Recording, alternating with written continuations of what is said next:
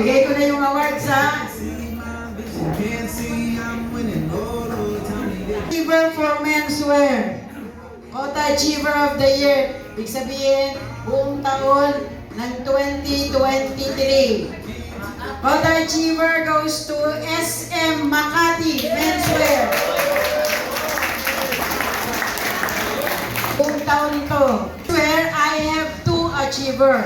Kasi hindi pwedeng hindi dalawa. Kasi pareho naman nila talaga pinaghirapan to. Okay, the first one is the Kota Achiever of Ladies Wear is SM Clark Ladies Wear. Kota Achiever. Taon. And that is from SM Lucena Ladies Wear.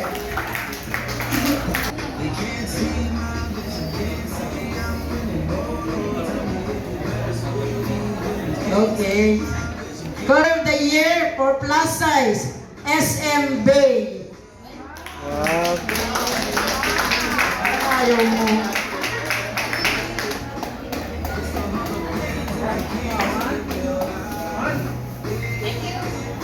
Top seller of the year. Buong taon. Menswear. Sorry lang ha. Tinalo ka ngayon. Better luck next time, Megamon. Top seller of the year, Menswear, SM Bay.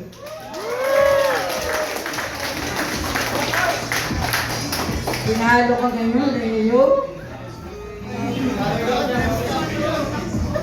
Bawi kasi na taon. Top seller of the year, Ladies Wear. Ito walang tumatalo eh. Wala bang natalo dito? Sinong... malapit na? Malapit na matalo? Okay. Top seller of the year, SM Pampanga, Ladies Wear.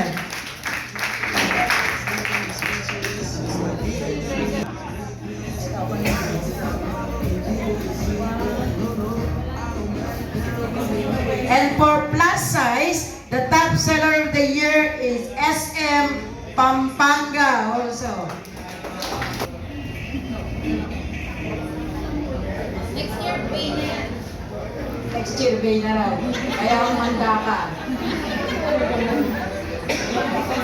Hindi siya papayag. Coordinator of the year. Tagal kong pinag-isipan ito. Dito ako naghirapan. Actually, nahirapan ako. There are so many candidates for Coordinator of the Year. But I think this one is one of the best. Marilu Locanerio of SM Naga.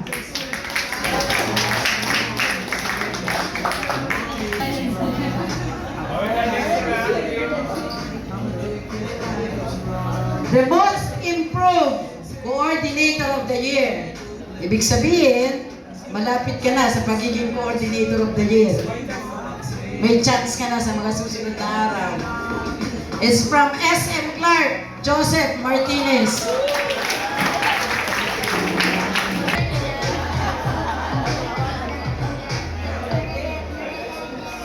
Okay, 4 Fashion Consultant of the Year. 4 sila. One is from SM Mega Mall Plus Size, Sunshine Bus.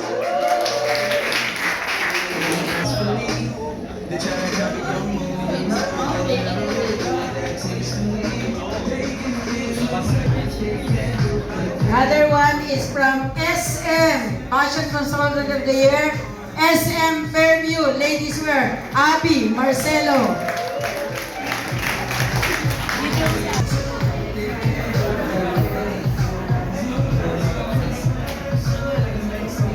The third one is from SM Pampanga Ladies Wear, Rosalie Bello.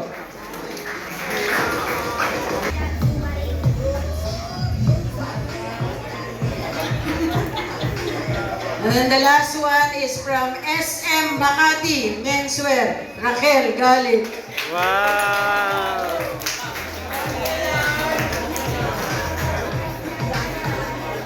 Dami daw. Hindi niya in-expect Marami yung mga awards niya, dami daw. And the new fashion consultant of the year, bago. Ibig sabihin, kapapasok pa lang. Pero nagpakita na siya ng galing. Okay, from SM, Mega Mall, Evelyn Rose, Arandilla.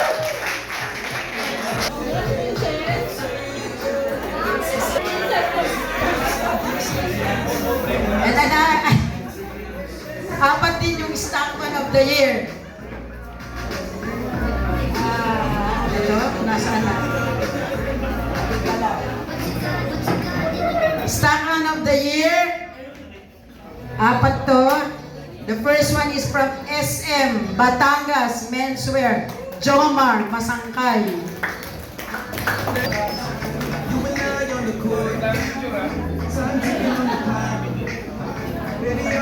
One is from SM Bay, Menswear, Aljon, Cas. Wow!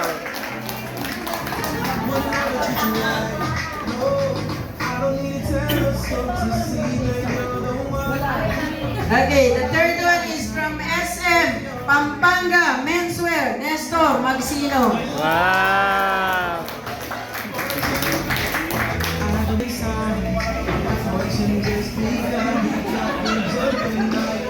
And the last one is from SM, Mega Mall, Menswear, Leo, Agiwa. Taon-taon na to ha, pwede ba sa susunod na taon iba naman? Kalupay na dapat to eh.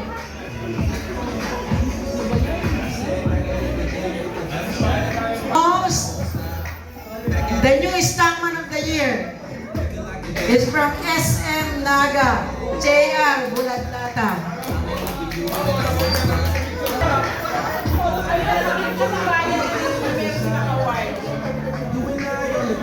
Ito yung pinagtatalo ng malupit. Marami kayong pinadala sa akin pictures, marami kayong pinadala videos. The best in-store display.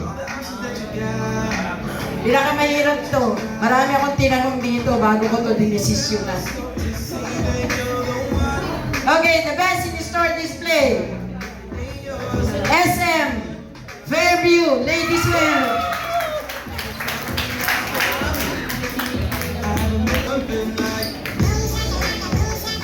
Baka inaayos nyo lang yan pagka ano ha, may award ha.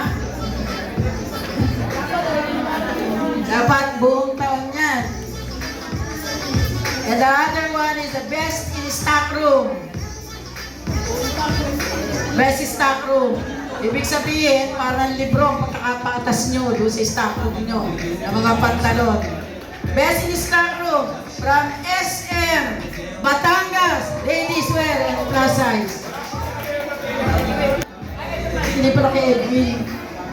Eric pala.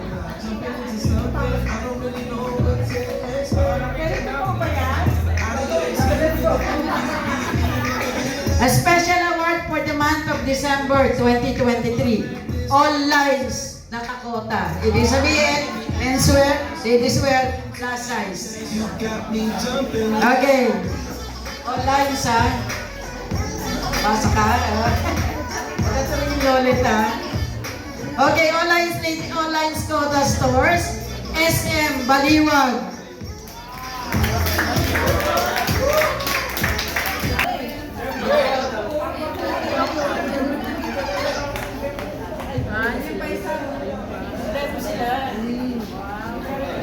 Okay, thank you. Another one is online Dakota stores. SM Cebu.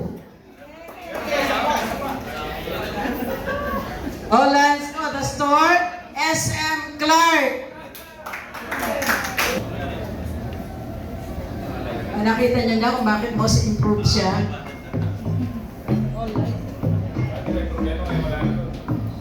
Dati may problema, ngayon wala na. Special award, month of the online Dakota store, SM Makati. Marami sila. The other one is the online Dakota stores, SM Santo Tomas.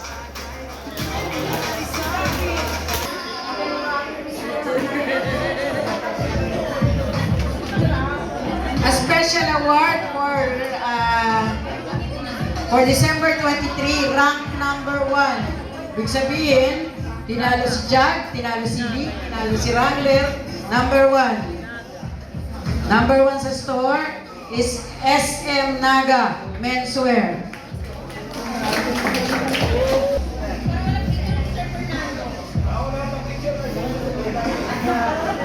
Stores with a big percentage of increase last December. Sa menswear, nakakuha siya ng 183%.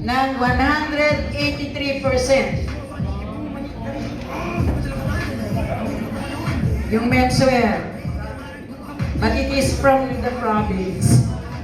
Cagayan de Oro, Premier. SM. Sa ladies wear, nakakuha siya ng 160%. Ladies wear, SM Clark.